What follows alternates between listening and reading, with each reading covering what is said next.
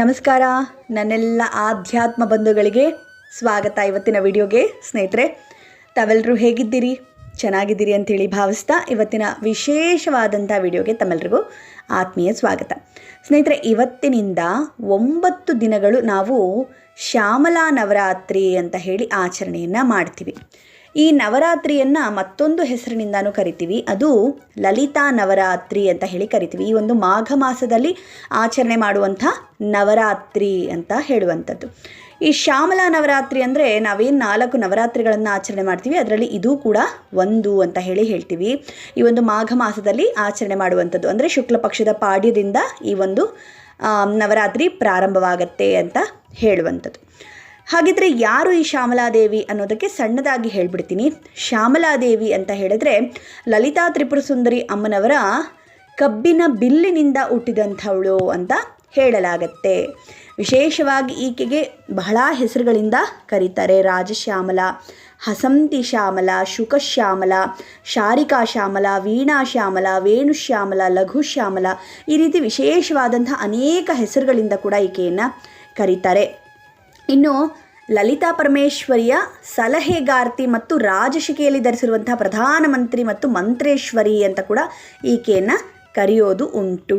ಒಟ್ಟಾರೆಯಾಗಿ ಹೇಳಬೇಕು ಅಂದರೆ ಈಕೆ ಬಹಳ ವಿಶೇಷವಾದಂಥ ಅನುಗ್ರಹವನ್ನು ಮಾಡುವಂಥ ದೇವತೆ ಅಂತ ಕರೆಯಲಾಗತ್ತೆ. ಬಹಳ ವಿಶೇಷವಾಗಿ ಈಕೆಯನ್ನು ಇಂದಿನಿಂದ 9 ದಿನಗಳ ಕಾಲ ಪೂಜೆಯನ್ನು ಮಾಡುವಂಥದ್ದು ಅಂತ ಹೇಳಿ.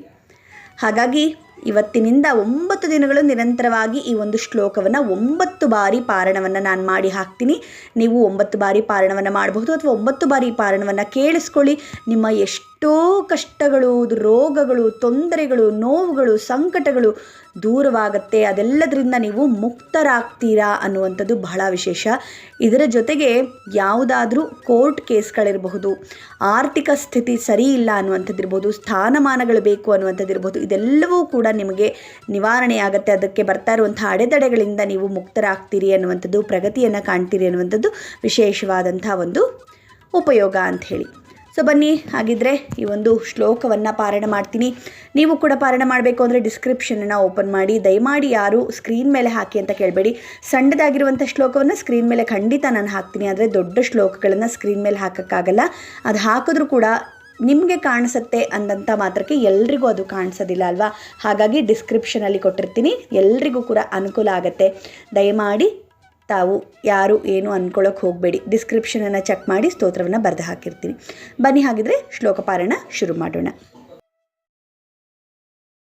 ಸಂಗೀತ ಯೋಗಿನಿ ಶ್ಯಾಮಾ ಶ್ಯಾಮಲ ಮಂತ್ರನಾಯಿಕಾ ಮಂತ್ರಿಣೀ ಸಚಿವೇಶಾನಿ ಪ್ರಧಾನೇಶಿ ಶುಕಪ್ರಿಯಾ ವೀಣಾವತಿ ವೈಣಿಕಿ ಚ ಮುದ್ರಿಣೀ ಪ್ರಿಯಕಪ್ರಿಯಾನಿ ಪಪ್ರಿಯಾ ಕದಂಬೇಶಿ ಕದಂಬವನವಾಸಿನಿ ಸದಾ ಮದಾಚ ನಾಮಾನಿ ಷೋಡಶೈತಾನಿ ಕುಂಭಜ ಏತೈರ್ಯಃ ಸಚಿವೇಶಾನಿ ಸಕೃತ್ಸ್ತೌತಿ ಶರೀರವಾನ್ ತಸ್ಯ ತ್ರೈಲೋಕ್ಯಮಖಿಲಂ ವಶೇ ತಿಷ್ಠತ್ಯ ಸಂಶಯಃ. ಸಂಗೀತ ಯೋಗಿನಿ ಶ್ಯಾಮಾ ಶ್ಯಾಮಲ ಮಂತ್ರನಾಯಿಕಾ ಮಂತ್ರಿಣೀ ಸಚಿವೇಶಾನಿ ಪ್ರಧಾನೇಶಿ ಶುಕಪ್ರಿಯಾ ವೀಣಾವತಿ ವೈಣಿಕಿ ಚ ಮುದ್ರಿಣೀ ಪ್ರಿಯಕಪ್ರಿಯಾನಿ ಪಪ್ರಿಯಾ ಕದಂಬೇಶಿ ಕದಂಬವನವಾಸಿನಿ ಸದಾ ಮದಾಚ ನಾಮಾನಿ ಷೋಡಶೈತಾನಿ ಕುಂಭಜ ಏತೈರ್ಯಃ ಸಚಿವೇಶಾನಿ ಸಕೃತ್ಸ್ತೌತಿ ಶರೀರವಾನ್ ತಸ್ಯ ತ್ರೈಲೋಕ್ಯಮಖಿಲಂ ವಶೇ ತಿಷ್ಠತ್ಯ ಸಂಶಯಃ. ಸಂಗೀತ ಯೋಗಿನಿ ಶ್ಯಾಮಾ ಶ್ಯಾಮಲ ಮಂತ್ರನಾಯಿಕಾ मन्त्रिणी सचिवेशानि प्रधानेशी शुकप्रिया वीणावती वैणिकी च मुद्रिणी प्रियकप्रियानि पप्रिया कदम्बेशी कदम्बवनवासिनी सदा मदा च नामानि षोडशैतानि कुम्भज ये तैर्यः सचिवेशानीं सकृत्स्तौति शरीरवान् तस्य त्रैलोक्यमखिलं वशे तिष्ठत्यसंशयः। संगीतयोगिनी श्यामा श्यामलमन्त्रनायिका मन्त्रिणी सचिवेशानि प्रधानेशी शुकप्रिया वीणावती वैणिकी च मुद्रिणी प्रियकप्रियानि पप्रिया कदम्बेशी कदम्बवनवासिनी सदा मदा च नामानि षोडशैतानि कुम्भज ये तैर्यः सचिवेशानीं सकृत्स्तौति शरीरवान् तस्य त्रैलोक्यमखिलं वशे तिष्ठत्यसंशयः। संगीतयोगिनी श्यामा श्यामलमन्त्रनायिका मन्त्रिणी सचिवेशानि प्रधानेशी शुकप्रिया वीणावती वैणिकी च मुद्रिणी प्रियकप्रियानि पप्रिया कदम्बेशी कदम्बवनवासिनी सदा मदा च नामानि षोडशैतानि कुम्भज ये तैर्यः सचिवेशानीं सकृत्स्तौति शरीरवान् तस्य त्रैलोक्यमखिलं वशे तिष्ठत्यसंशयः। संगीतयोगिनी श्यामा श्यामलमन्त्रनायिका मन्त्रिणी सचिवेशानि प्रधानेशी शुकप्रिया वीणावती वैणिकी च मुद्रिणी प्रियकप्रियानि पप्रिया कदम्बेशी कदम्बवनवासिनी सदा मदा च नामानि षोडशैतानि कुम्भज ये तैर्यः सचिवेशानीं सकृत्स्तौति शरीरवान् तस्य त्रैलोक्यमखिलं वशे तिष्ठत्यसंशयः। संगीतयोगिनी श्यामा श्यामलमन्त्रनायिका मन्त्रिणी सचिवेशानि प्रधानेशी शुकप्रिया वीणावती वैणिकी च मुद्रिणी प्रियकप्रियानि पप्रिया कदम्बेशी कदम्बवनवासिनी सदा मदा च नामानि षोडशैतानि कुम्भज ये तैर्यः सचिवेशानीं सकृत्स्तौति शरीरवान् तस्य त्रैलोक्यमखिलं वशे तिष्ठत्यसंशयः। संगीतयोगिनी श्यामा श्यामलमन्त्रनायिका मन्त्रिणी सचिवेशानि प्रधानेशी शुकप्रिया वीणावती वैणिकी च मुद्रिणी प्रियकप्रियानि पप्रिया कदम्बेशी कदम्बवनवासिनी सदा मदा च नामानि षोडशैतानि कुम्भज ये तैर्यः सचिवेशानीं सकृत्स्तौति शरीरवान् तस्य त्रैलोक्यमखिलं वशे तिष्ठत्यसंशयः। संगीतयोगिनी श्यामा श्यामलमन्त्रनायिका मन्त्रिणी सचिवेशानी प्रधानेशी शुकप्रिया वीणावती वैणिकी च मुद्रिणी प्रियकप्रिया नीपप्रिया कदम्बेशी कदम्बवनवासिनी सदा मदा च नामानि षोडशैतानि कुम्भज ये तैर्यः सचिवेशानीं सकृत्स्तौति शरीरवान् तस्य त्रैलोक्यमखिलं वशे तिष्ठत्यसंशयः। संगीतयोगिनी श्यामा श्यामलमन्त्रनायिका मन्त्रिणी सचिवेशानी प्रधानेशी शुकप्रिया वीणावती वैणिकी च मुद्रिणी प्रियकप्रिया नीपप्रिया कदम्बेशी कदम्बवनवासिनी सदा मदा च नामानि षोडशैतानि कुम्भज ये तैर्यः सचिवेशानीं सकृत्स्तौति शरीरवान् तस्य त्रैलोक्यमखिलं वशे तिष्ठत्यसंशयः।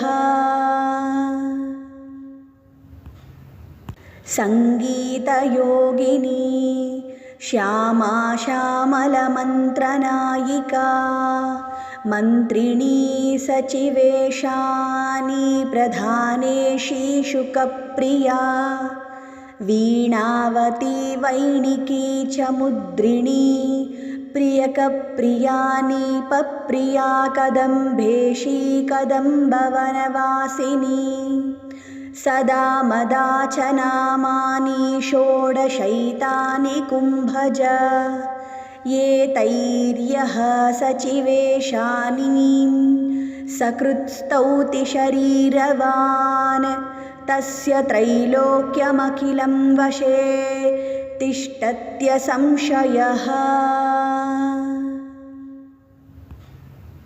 संगीतयोगिनी श्यामा श्यामलमन्त्रनायिका मन्त्रिणी सचिवेशानी प्रधानेशी शुकप्रिया वीणावती वैणिकी च मुद्रिणी प्रियकप्रिया नीपप्रिया कदम्बेशी कदम्बवनवासिनी सदा मदा च नामानि षोडशैतानि कुम्भज ये तैर्यः सचिवेशानीं सकृत्स्तौति शरीरवान् तस्य त्रैलोक्यमखिलं वशे तिष्ठत्यसंशयः। संगीतयोगिनी श्यामा श्यामलमन्त्रनायिका मन्त्रिणी सचिवेशानी प्रधानेशी शुकप्रिया वीणावती वैणिकी च मुद्रिणी प्रियकप्रिया नीपप्रिया कदम्बेशी कदम्बवनवासिनी सदा मदा च नामानि षोडशैतानि कुम्भज ये तैर्यः सचिवेशानीं सकृत्स्तौति शरीरवान् तस्य त्रैलोक्यमखिलं वशे तिष्ठत्यसंशयः। संगीतयोगिनी श्यामा श्यामलमन्त्रनायिका मन्त्रिणी सचिवेशानी प्रधानेशी शुकप्रिया वीणावती वैणिकी च मुद्रिणी प्रियकप्रिया नीपप्रिया कदम्बेशी कदम्बवनवासिनी सदा मदा च नामानि षोडशैतानि कुम्भज ये तैर्यः सचिवेशानीं सकृत्स्तौति शरीरवान् तस्य त्रैलोक्यमखिलं वशे तिष्ठत्यसंशयः। संगीतयोगिनी श्यामा श्यामलमन्त्रनायिका मन्त्रिणी सचिवेशानी प्रधानेशी शुकप्रिया वीणावती वैणिकी च मुद्रिणी प्रियकप्रिया नीपप्रिया कदम्बेशी कदम्बवनवासिनी सदा मदा च नामानि षोडशैतानि कुम्भज ये तैर्यः सचिवेशानीं सकृत्स्तौति शरीरवान् तस्य त्रैलोक्यमखिलं वशे तिष्ठत्यसंशयः। संगीतयोगिनी श्यामा श्यामलमन्त्रनायिका मन्त्रिणी सचिवेशानी प्रधानेशी शुकप्रिया वीणावती वैणिकी च मुद्रिणी प्रियकप्रिया नीपप्रिया कदम्बेशी कदम्बवनवासिनी सदा मदा च नामानि षोडशैतानि कुम्भज ये तैर्यः सचिवेशानीं सकृत्स्तौति शरीरवान् तस्य त्रैलोक्यमखिलं वशे तिष्ठत्यसंशयः। संगीतयोगिनी श्यामा श्यामलमन्त्रनायिका मन्त्रिणी सचिवेशानी प्रधानेशी शुकप्रिया वीणावती वैणिकी च मुद्रिणी प्रियकप्रिया नीपप्रिया कदम्बेशी कदम्बवनवासिनी सदा मदा च नामानि षोडशैतानि कुम्भज ये तैर्यः सचिवेशानीं सकृत्स्तौति शरीरवान् तस्य त्रैलोक्यमखिलं वशे तिष्ठत्यसंशयः। संगीतयोगिनी श्यामा श्यामलमन्त्रनायिका मन्त्रिणी सचिवेशानी प्रधानेशी शुकप्रिया वीणावती वैणिकी च मुद्रिणी प्रियकप्रिया नीपप्रिया कदम्बेशी कदम्बवनवासिनी सदा मदा च नामानि षोडशैतानि कुम्भज ये तैर्यः सचिवेशानीं सकृत्स्तौति शरीरवान् तस्य त्रैलोक्यमखिलं वशे तिष्ठत्यसंशयः। संगीतयोगिनी श्यामा श्यामलमन्त्रनायिका मन्त्रिणी सचिवेशानी प्रधानेशी शुकप्रिया वीणावती वैणिकी च मुद्रिणी प्रियकप्रिया नीपप्रिया कदम्बेशी कदम्बवनवासिनी सदा मदा च नामानि षोडशैतानि कुम्भज ये तैर्यः सचिवेशानीं सकृत्स्तौति शरीरवान् तस्य त्रैलोक्यमखिलं वशे तिष्ठत्यसंशयः। संगीतयोगिनी श्यामा श्यामलमन्त्रनायिका मन्त्रिणी सचिवेशानी प्रधानेशी शुकप्रिया वीणावती वैणिकी च मुद्रिणी प्रियकप्रिया नीपप्रिया कदम्बेशी कदम्बवनवासिनी सदा मदा च नामानि षोडशैतानि कुम्भज ये तैर्यः सचिवेशानीं सकृत्स्तौति शरीरवान् तस्य त्रैलोक्यमखिलं वशे तिष्ठत्यसंशयः।